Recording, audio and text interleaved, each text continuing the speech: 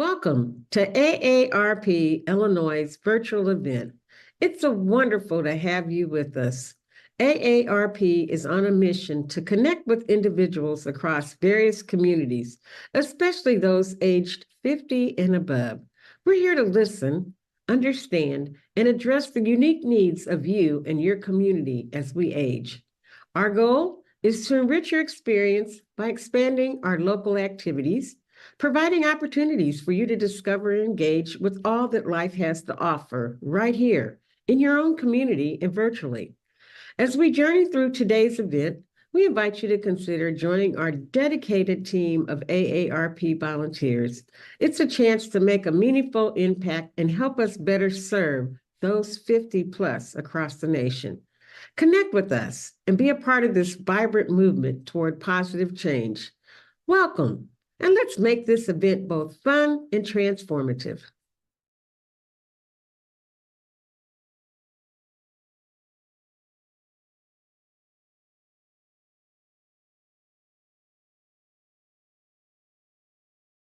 Did you have any idea that 50 years later, you'd be sitting here like this? None. And I even haven't been here on this stage for 13 years, which is a shame, and I'm embarrassed about that, but I will correct it.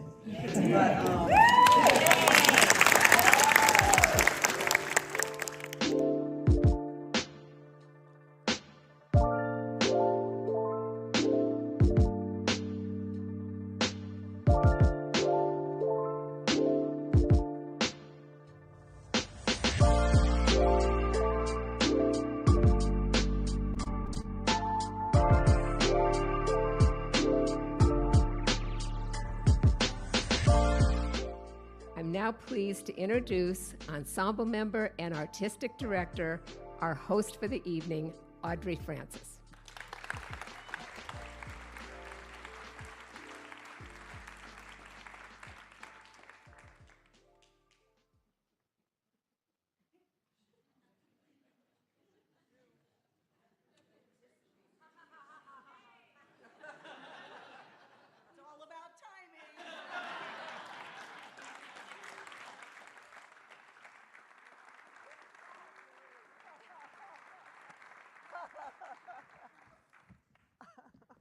That's an actor's nightmare right there. Missing a cue. We really didn't hear it, and that's a nightmare come true. I'm glad that we did it on this one and not during your show. Mm-hmm. Okay, thank you for that lovely introduction that we heard none of. But I just want to say I'm thrilled, obviously, to be here with one of our Steppenwolf OGs, Laurie Metcalf. Yes.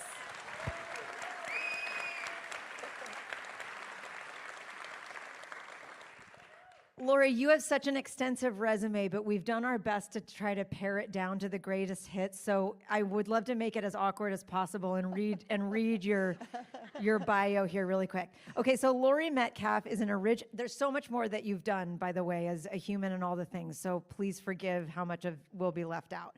But you are an original ensemble member of Steppenwolf Theatre since 1975, a two-time Tony Award-winning actor. Laurie has performed in dozens of Steppenwolf productions and made her first appearance in New York in Steppenwolf's production of Balm and Gilead in 1984. You've received Tony, I don't know who I'm talking to at this point, but I'm just going to keep reading. Laurie has received Tony Awards for her performances in Three Tall Women and A Doll's House Part 2. Tony nominations include November, The Other Place, Misery, and Hillary and Clinton. Her television work includes The Connors, heading into its final season, Roseanne, for which she received 3 Emmy Awards, Hacks, an Emmy Award, and Emmy nominations for Third Rock from the Sun, Monk, Desperate Housewives, The Big Bang Theory, Horace and Pete, and Getting On. And the film work includes Lady Bird. Yes! National Board of Review Award for Best Supporting Actress, Academy Award and Golden Globe nominations for Best Supporting Actress, and Somewhere in Queens, Desperately Seeking Susan, Leaving Las Vegas, Uncle Buck, JFK, Internal Affairs, and the Toy Story series. and so much more. But thank you for being here tonight.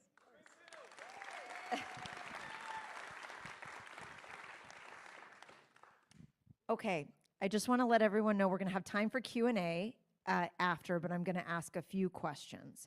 Laurie, where are our shoes? I was going to explain. We can't wear our street shoes on the carpeting because of the show. So it's cold up here. It is. Do you need a shawl? No, I'm good. Okay, great. Why acting? Wow. I was lucky enough I went to school, Illinois State University in Normal, as a German major. Woo! And then an anthropology major, and then I met some of the freaks that started Steppenwolf, that I joined up with them. And had I not met those people, I don't think I would be in acting. But it always did intrigue me, but I was too practical, being from Illinois, that I would ever be able to make a living at it. So I stayed away from that end until we did it as a group and started out in Highland Park and worked our way down into the city. And they forced us to turn equity at some point. So we had to start paying ourselves, and that was the beginning of, being able to really think of it as a career. Amazing. So when you went from a German major and an anthropology major to meeting these people, what was the first thing that you did? I think I was directed by Terry Kinney in a Lanford Wilson one act. And then I also did a Joe Orton play at school called What the Butler Saw. And I wasn't as well cast at school as some of the other people. Jeff Perry got every role that there was. Terry Kinney didn't do so badly either. When Malkovich hit school, he got everything. So I didn't do too many of the main stages, but I really enjoyed it. And when we started we didn't even start a company. We just thought, let's do 4 one-acts during the summer. And we were in a church basement up in Highland Park. They just let us in without knowing us or anything. And we built some risers, and that was the 88-seat building. And so, but we thought it would last for a summer. So, coming up on the big 5-0. When you were doing it, it's fascinating to me that you didn't know. A lot of times actors will say, I knew ever since I was little, I was watching XYZ. Oh. Was there a moment where something clicked where you were like, this is what I'm supposed to do? I remember a time when I guess I must have been around 9 or 10 in Edwardsville, Illinois. And I thought, well, I'm going to put on a backyard show and charge money. And sold tickets to Mrs. Kriege across the street and set up lawn chairs. And the whole show was me swinging in a swing in time to the song When the Red, Red Robin Comes Bob, Bob, Bobbing Along. Charged money to see that. And Mrs. Kriege came and sat in a lawn chair and watched. And that was the beginning, I guess. Amazing. What do you love about acting? Oh, I love the immediate feedback from the audience. I love the creativity in the rehearsal room, that's for sure. That's my favorite place. My favorite part of it is the rehearsals. I love the feeling of being in charge while I'm up here and knowing, that I'm not beholden to an editor, in TV or film or something like that. I can set the pace, or I know when a joke's coming up, and I can tee it up, and it's just a feeling. It's a powerful feeling when it's all working well. But I guess I would have to say mostly the creative side of it. I get it so much in theater. I don't really look for it in other aspects of my life because it's all just right here for me. And when I'm not doing it, I'm craving it, you know, and trying to find a way where I can fit it in. It's very satisfying. It's very rewarding. And it's really fun to figure out in the rehearsal room the best way to put your performance together that will hopefully give the audience the best ride that they can have in this particular play. I like that challenge of it. And I also like the challenge of starting on a new play, and it's sort of like a archaeological thing. You know, you're looking at clues in the script, how to build your character, and, you know, you might have to do some research depending on what the character calls for, like if you're a morphine addict or something like that, you know. I just like the exploration. And it's also a craft that never gets old for me, and you never stop learning something new about it. Every play that I do, I learn more and more. You have this remarkable quality that I feel like, and what I hear from people when they get to see you work is, it's like you're not acting. It's like you're a completely different human being, and you make these choices that are feel a bit otherworldly, right? Like, not to fangirl or anything, but like you have these ways of approaching the text or moments, or I don't want to. I'm not going to assume that everybody has already seen Little Bear Ridge Road, so I'm going to be careful about spoiler alerts. But your character in Little Bear Ridge Road goes on a journey that towards the end, something happens to you physically. How do you approach that kind of work? It's like you physically change on stage. That physical change, I think I know what you're talking about is with the very last scene. Yeah, I think all the way up through until the last scene, I just this character has a ferocity about her, so she seems very strong. And in the last scene, she doesn't. And so it's a lot of it comes through the look. My look changes, what I'm wearing, and you take away, you know, she's kind of stripped down, and you see actually how small she is, you know, and how almost frail she is towards the end. So that was sort of built into the script, I guess. But the compliment is if you're saying it doesn't look like acting, because I mean that's what we all strive for. I like taking lines that I find funny and maybe putting a little spin on them. If it gets a laugh in the rehearsal room, then it stays in. It's in. If I can make the other actors and or the director laugh, then it stays in. You mentioned the rehearsal room and that's your favorite part. You've also done 16 years as Jackie on TV. Can you talk about what it is to inhabit the same character for that long, and or how is that different from what you do here at Steppenwolf? Yeah, that was a big learning curve for me because I had only done theater, and I wandered into a audition for Roseanne and ended up getting the part. And then I thought, now what? I don't know how this works at all, a sitcom and with the cameras.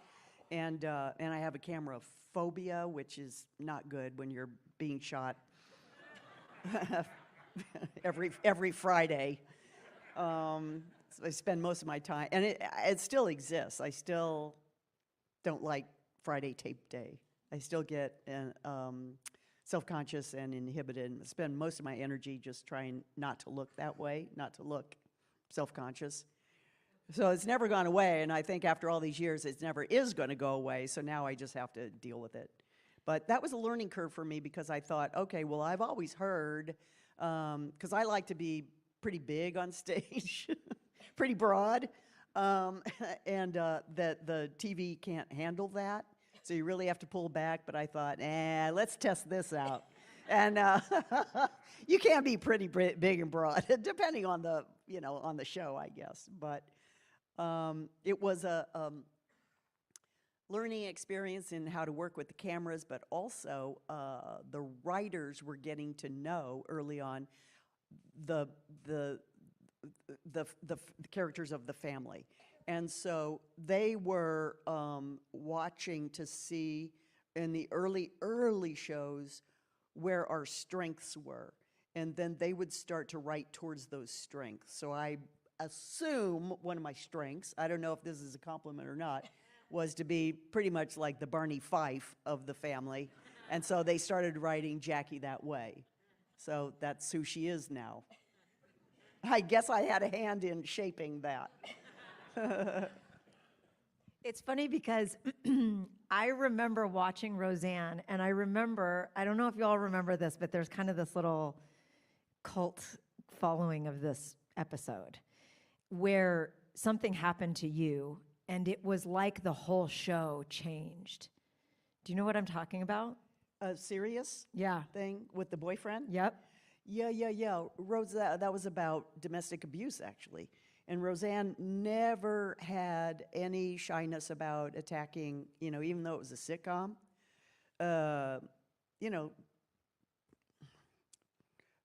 serious issues or delicate issues. Or, she'd explored her dad's death on one of the episodes, and she actually wrote the speech that she gave at the funeral.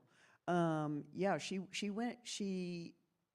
to the writer's credit, they would take issues like that and still manage to find little kernels of, comedy in there. But mostly, Roseanne didn't care that you have to be judicious about how often you do it, of course. But when it was done really well.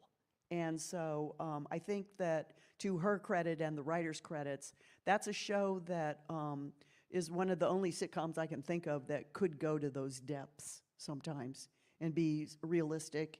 And she was all about not shock value, but she just wasn't afraid of anything. Yeah, it's so cool because you're such like you said, you go hard, and I mean that as the biggest compliment, and you can do it on opposite ends of the spectrum. Like it can be really, really funny, and then the next moment it's so intense and heartbreaking. Does that cost you anything as a human? How are you okay? I know. You good? Some of my favorite scenes, and it happens a few times in this play here, is when, it's laughing, it's funny, and then on a dime, it just switches. And those are some of my favorite moments to play. I'm usually able to, I don't take it home with me. It doesn't, no. In fact, sometimes it can be pretty cathartic. So I think maybe I don't think I'm traumatized by my work in acting, yeah, I don't. But at the same time, I learned this when it was way too late, that the emotional trauma that you're putting your body through 8 times a week, your body doesn't know the difference. Your body's thinking this is happening again and again and again and again. So I think it does take a toll. But it hasn't caught up with me yet, so I'm okay. Yeah. Can you tell us about when you started, and I'm going back to Steppenwolf now, of those early days, did you have any idea that 50 years later you'd be sitting here like this? None. And I even haven't been here on this stage for 13 years. Which is a shame, and I'm embarrassed about that. But I will correct it. But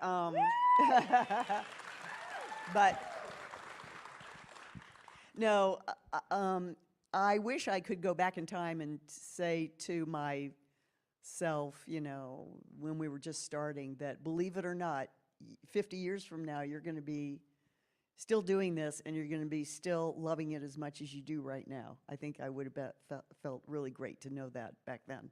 But no, we had no idea. We got very lucky with, by the time we were big enough to have a board, needed a board, We always had the best board in town, always. And we also got very lucky that within the company that started off, all of us just wanted to act. It was, you drew the short straw if you had to direct that one, because nobody wanted to do that. That was a thankless job, and you didn't get to perform. So, but we ended up having some really good directors in the mix, and those were Gary Sinise and Terry and Malkovich. And so they would always step up, and they, because we had those hidden gems within the company, I think that really helped us stick together in those early years. It very easily could have just lasted a summer or two. It's wild to hear you say y'all were just going to do 4 one-acts for a summer. Whoops. Yeah. If you had to say what, I mean, this is such an unfair question, but is there a favorite Steppenwolf play that you've done? That's unfair, right? Do you want me to Yeah. retract it? No, but, well, I wish I could, oh, I didn't even bring my script down. I wish I could have, if I had a list, I mean, Glass Menagerie is always going to be up there, and Balm and Gilead will always be up there, and other ones here. Oh, Beauty Queen of Lebanon, I really love doing that one. Domesticate, no, Bruce's other play, Purple Heart. Oh, yeah. Did that here. Did you like doing Domesticated, though? Because you did that, Yes. where was that again? Lincoln Center. Bruce Norris. Yes. Yeah. Yep, I love that play. Another play that you guys did here that Doll's House Part 2. That was I love that Tony play. Award, not a huge deal. Yeah, we heard of it. Laurie, you had massive success doing Lady Bird. What was that like? I mean, it's like there's theater, and then there's television, and then there's film, which I know that you've done a lot of films. No, I haven't. Okay. I really haven't. I've probably done like a handful of film. Okay. Um, That's like a lot to me. But I'm going to be cool about it. I read Lady Bird, and I had a call with Greta Gerwig, and I knew that I really wanted to work with her. We hit it off on the phone, and I knew I wanted to work with Saoirse Ronan. But who I really wanted to work with, because I never have been able to on stage here, was Tracy Letts. Because we'd known each other all that time, and we never worked together. So we worked together in a movie. But I, in my naivety, thought, I don't know who's ever going to see this movie. You know, it's going to be for, teenage girls, and that's it. So I had no idea what we were making. But Greta is incredible, and she, wrote it and directed it and steered me into the performance that she wanted. And you don't get as much rehearsal time, right? Which is your favorite part of the process. How do you navigate that? Yeah, you just have to realize it's going to be different process for a film. I just always come prepared and know my lines and do my best to stay present and stuff. But then, in hindsight, I always wonder, wow, if we had just rehearsed more. I wonder if we had been able to mine some other things rather than just capture, what everybody just brought on the day. But that's just the process of it. Yeah. But some people like to work super spontaneously. Like, I like to rehearse the hell out of it, so I know exactly what I'm doing at every moment. But other actors, they like the spontaneity, and they think like, the first 2 takes that they do are going to be the best that they have, and then they get more and more stale as it goes on. So it's just two different ways of working. If you had core values as an artist, what would your core values be? What are your North Stars? I love a good work ethic. I think that's my main one. I love being dependable, being you can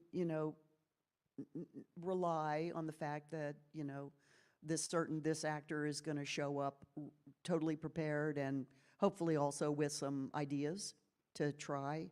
And I like when fellow actors share that same mindset. And I like collaboration in the room. That's like the ensemble ethos, would you say? It's like, did you all know, I mean, Steppenwolf is not the only ensemble theater company in the nation, but it is probably the most successful and well-known. When I hear your core values, that all sounds like everything that Glenn and I inherited coming in after you. Yeah, I think we just started off with that mindset. It's just like whoever has the best idea in the room wins. You know, if there's not a lot of, you have to set the ego aside, and it's also about how do we all work together to make this particular play the best that it can be. You know, like back in the day, it'd be like, well, you know, we're doing True West. I've got a toaster. I can bring that in for the set. You know, it's just all, just everybody, you know, contribute. Yeah, just working together to make the best product. Boils down to, I think. Yeah. You were in True West. Yes, I was. Many moons ago. Many. That's amazing. Okay, I know that we have a couple questions probably coming from the audience. Am I supposed to be asking for that? Okay, so I know that there was a question box. I want to make sure that I'm conscious of time. Okay, there was a question box that people could submit questions into. Oh, thank you. Massive stage cross, not a huge deal. Thank you. I'm barefoot. You're on a rake. Be careful. Yeah, I'm on a rake. My God. Don't tip over. Before I get to these, speaking of, why Joe Mantello? Well, this is our, I think, 7th show we've done together. And so we didn't meet until, in career-wise, until kind of recently. It's only been like, I don't know, 15 years, something like, whenever I did the play November by David Mamet with Nathan Lane. Joe directed that and asked me to come in and do it. And we just hit it off. We share a same sensibility of sense of humor, work ethic, I would say, and making the rehearsal room a lot of fun, but also very much down to business and no wasted time. You know, let's just get to it, hit the ground running, and that's how we both like to work that way. And there's a lot of trust between the two of us, so I know he's the eyes and ears out there, and I can trust on him that he's not going to let me make too huge of a fool out of myself up on stage. And for those of you who don't know, Joe Mantello directed Little Bear Ridge Road, which is up on stage now. In case you haven't seen it, make sure you get your tickets. And then part of this process, getting Little Bear Ridge Road to Steppenwolf, it was wild, right? Because you and Glenn and I got on a call together and we were like, oh my God, please come back. And you were so generous to say, yeah, I want to come back. Let's do this. And then you had mentioned Joe is a really great director that I like to work with, which was awesome for us because Joe's an outstanding director. And we started to try to find plays that could work. And we maybe read like 70 plays.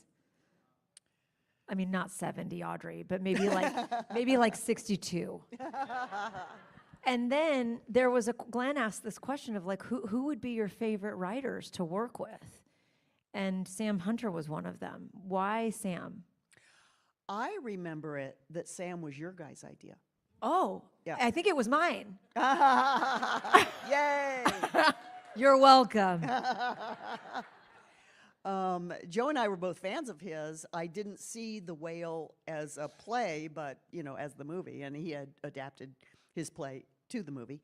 But Joe and I said, yes, we love his work. Let's go meet him. And we met him for an hour in New York. And he said, yeah, I'd like to write something for you two. I have an idea. And 3 months later, he turned something in. And it really hasn't changed all that much from what he came up with.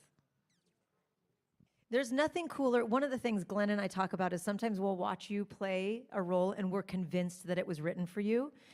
And is this one of the first roles that's been specific? It's the only one that's ever been. He did write it for me, so we caught him at the right time. Oh my gosh. Yeah, he said the heavens parted and gave him the opportunity to write a role for Laurie Metcalf. So Your work is extraordinary in it. If you haven't seen it twice, at least come make sure that you see it, because I think I've seen it 7 times, and every time I just watch this journey and this human that you bring. It's funny to hear you say that you were interested in anthropology.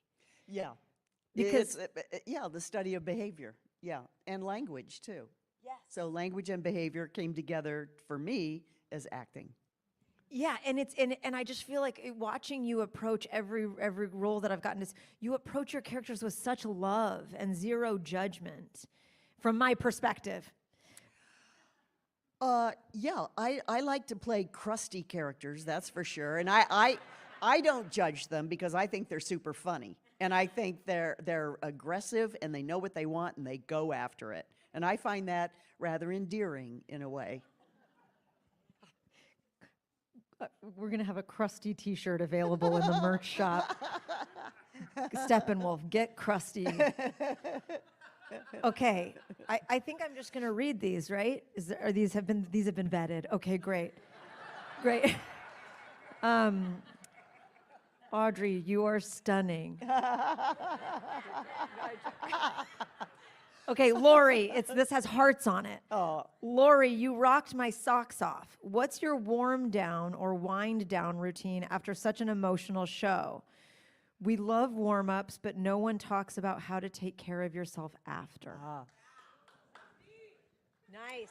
Thank you. My warm up is dreadful because I am superstitious about it now, and I come up on here by myself in my costume. The ushers are back there being told, what to do when the house opens up, and I run all of my lines, and it takes me like half an hour, and I'm all by myself, and I hate it, but I do it. Because if I don't, something bad will happen. My wind down is simple. It's pizza and beer. I mean, no, I don't know why I said it's pizza and wine. Because it used to be pizza and beer in the beginning. It used to be, and then I changed. Okay. But it still works. How did the set, simple as it was, help the play? Oh, when I knew it was just going to be the couch, I thought, oh, well, that's also a bit of an actor's nightmare because it makes you so self-conscious that all of a sudden you're like, well, I don't have barely any props, and I also don't have a place to lean against, really. What will I do with my hands? You get so self-conscious about everything that you're doing. Do I look like I'm standing normal?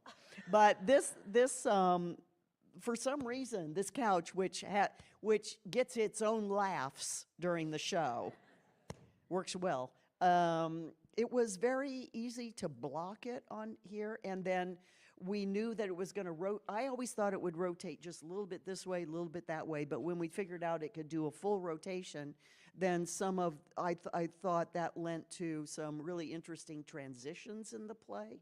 So that, because Sam, the playwright, likes to play around with time, so you're not always quite sure how much time has passed between scenes.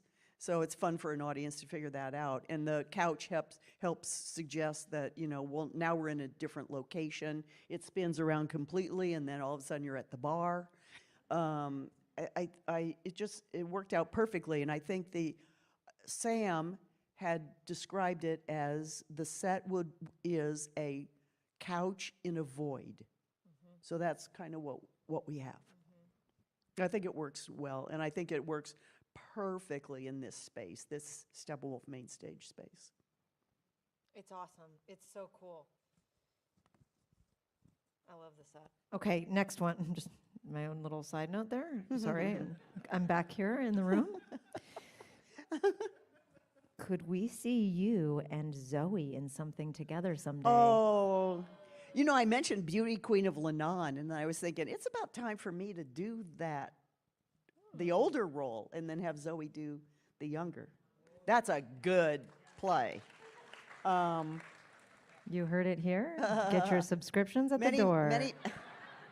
Many years ago, we did a play in what is now our rehearsal space up there called Pop Mom that Zoe was in. I think she was 14. It didn't do that well, but we had a fun summer. Little Bear Ridge Road showcases your comedic and dramatic talents. Is that what you were looking for when you signed on to this play? I like, when on the first reading, I saw all the humor in it, and I thought, oh, this is going to be really fun. The humor just pops out. And then I wasn't sure how the drama of it was going to play. I didn't know how deep it could go, really. And so it was a surprise to me in the rehearsal room where, my character finally unleashes, about what it feels like to be in her predicament with her health scare. And so that, I was just so pleasantly surprised that all of a sudden that it found this depth, that this play could go to. But I always like to, as a challenge to myself, find some funny stuff to do, or a way of saying a line or something in a full-out drama, and then also find something like really touching or some unexpectedly, not tragic, but emotional in a full-out comedy. I think those are fun little nuggets to search for as you're, digging around in exploring a character, whatever the play is. So, like, when you do that, are you in your apartment with Connie? Mm-hmm. Connie is Laurie's dog, Mm-hmm. and she's adorable. But like, Yeah. what does that look like for you when you're like, It just looks like daydreaming.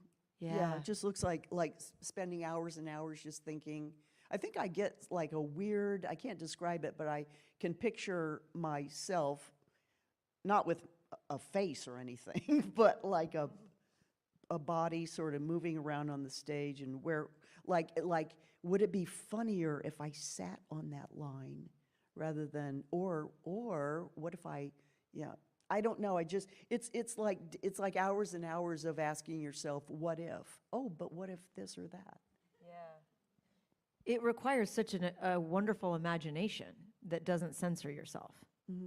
So, Well, so because I think for young actors, you just have to learn. There's no right or wrong way to do a performance. It's just your way, So if something makes me laugh or cry in a interpretation, then I can feel pretty assured that it's going to translate to the audience. So it has to live honestly in your own self. You can't just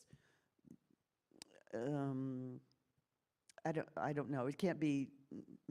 You don't want anything to look manufactured or just unnatural. So if you get a direction from a director that says, try it this way, but that's not a fit for you. If you try and do it anyway, I think it's just never going to work. You just have to, be honest that, sorry, but I hear the note, but it's just not going to work for me. Let's find something else.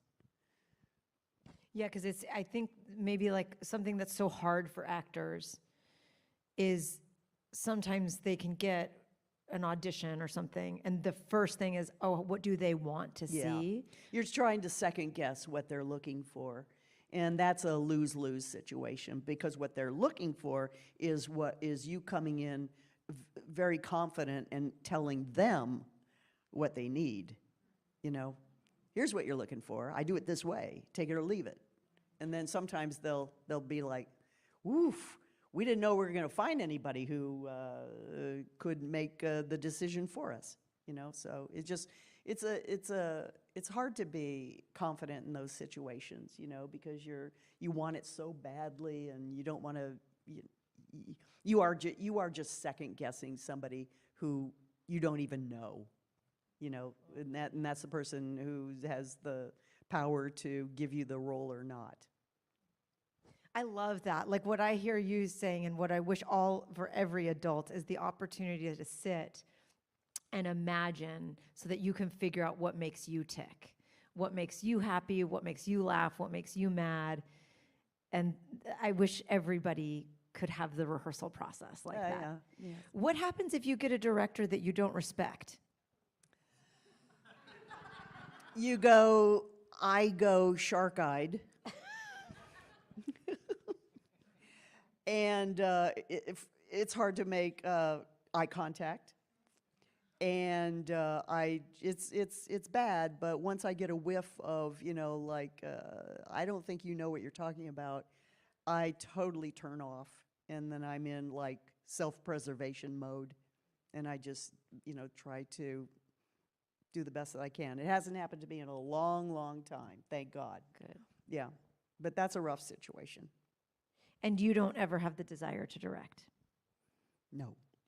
I would do too much damage, I think, because it sounds easy to direct, I guess. I don't know. I don't have the language to talk to another actor and get their imagination going. I would just say, do it like this. And then every actor would be like, I'll see you at opening. You're doing the role. Yeah. Very cool. One last thing, and then I'll open it up. Who inspires you, or what inspires you? What do you do for inspiration? What do I do? Good writers inspire me. That's where it all starts. So, I don't know what to do except interpret material. That's all I know how to do, what to do. And so if I get a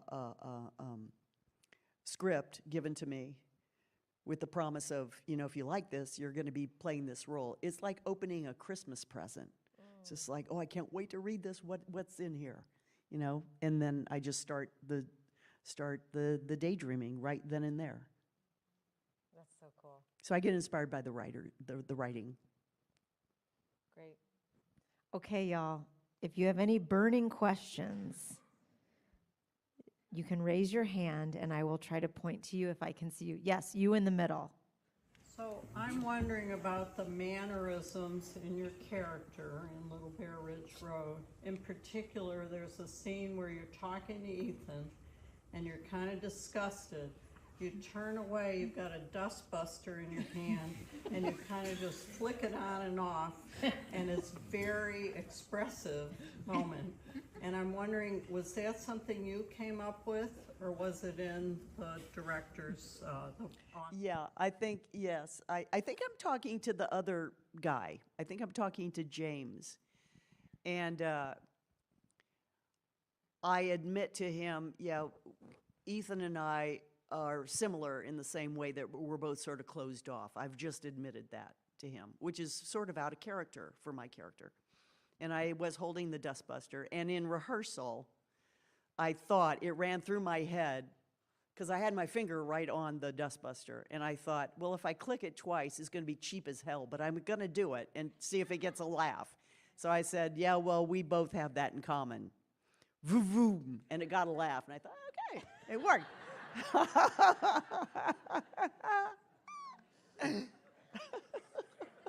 It is Cheap bit.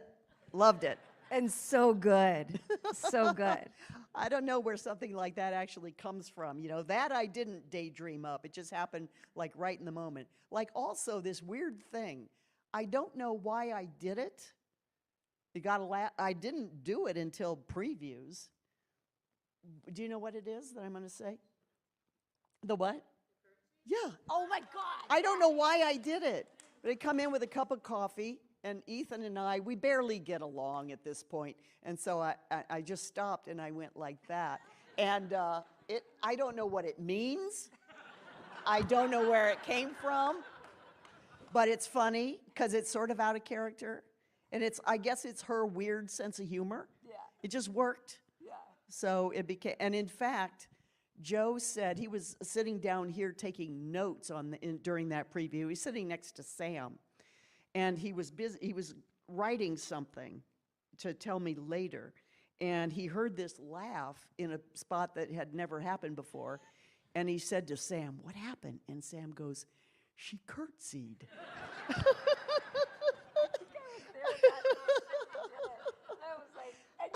And yet it's perfect. Like I'd never seen it before, and then either I was there on the first or second night, and it's just perfect. Also, and I'm already thinking, where else what other plays can I put that in? It's quick, it's to the point, it's funny. I'll find some other place for it. maybe Beauty Queen of Lanai. Yes. With Zoe. Yeah. Jeff Perry said once that you, or maybe it was Tim Hopper also heard you say this, that did you play the character Popeye in Miss Firecracker Contest? Yeah, Okay. yeah. I forgot that was her name. Yeah, Popeye. Oh, no. No, my character's name was Tilly. Tilly, something like that. Maybe the character description was she was the strangest girl in the town. Ugliest girl in the town. So we said, so I went, no, ugliest girl in the universe. Right. Yes. And so Tim said that there's this famous Laurieism at Steppenwolf of like, if you have a thing that's XYZ in this place, just put it in the universe. Oh, I didn't know that. So Okay. now we're Make all it kind bigger. of going, See, yeah, you yeah, gotta go make big. it bigger. Go big or go home. Exactly. Okay, another question. Yes, in the center back. I'm finding it fascinating to hear about how you quote, fell into acting in college. And I'm curious, or I'd love to have you expand upon any professional training you've had along this journey, because it seems to me like you're a natural and you just seem to think the right way. But was there any time in your journey as an actor where you actually did have training during that? No real training, none of us did, except outside of Illinois State University, where, the professors there were a bit hit or miss. There were some popular ones and some not. But I think what made us all better when we were first starting out is that there were only 7 of us, and we wanted to do all kinds of plays. And so some of us would have to play older than we were, younger than we were, parts that we would never get cast in anywhere else. And so I think that made us think outside the box, each one of us. I think it just, in its own weird way, made us better. And we were very lucky to have audiences that were willing to go along with some of these bad casting shows that we had to do for them. But I think that pushed us a little, because it wasn't any kind of formal training. Was it more peer-to-peer? Yes. Yeah. We learned from each other. Yeah. And what's so funny is it's in theory frowned upon that actors give each other notes, but that was kind of the culture you all created, right? Which was you challenged each other to be better and gave each other feedback. Mm-hmm. Yeah. You have to be, thick-skinned. Yes, very, yeah. And you have to be, again, judicious about, who you're giving it to or why. You can't have an ulterior motive like, well, I think you should change that up because I want to be over here doing this. It has to be for the good of the whole show. But yeah, that's not something you can take into any, into most experiences like outside of this company here. I wouldn't try it anywhere else because it's not going to go over well. So true. Working here as an actor is so different from working anywhere else. I think it's because it's a group idea of making this particular show the best that it can be, and you're not thinking, okay, well, I got cast in this show, and this is going to propel me on to something else if I protect myself and I'm really good in this show. I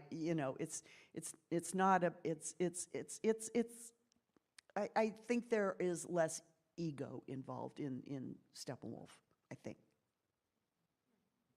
Isn't that wild? Because when I think, and I agree, because I've never worked at a place where it felt so thrilling and challenging and humble, because everyone genuinely cares about the art and the greater good. And to your point about our board, we still have the best board because our board actually believes in the ensemble's integrity toward the art. What is it like being back? And I mean, like from year 1975 to 13 years ago to today. It's different but the same. It's not home, but it is home. You know, I mean, I've done a number of plays on this stage, but I've never seen the other new stage, and I haven't worked there. I've never seen parts of this building until like a couple of weeks ago that I didn't know existed. But so it's I guess the home part is that it's Chicago, and it's a lot of the same audience members that supported us decades ago, way back in the day, that have stayed with us and seen us through thick and thin. That's the home part that'll never go away, despite how the building changes and how big the ensemble grows. You know, that part will never change. And so it's the reason I came back, honestly, was to do a play, and I'm glad we found this one, for the Chicago audience who's been with us for so many years.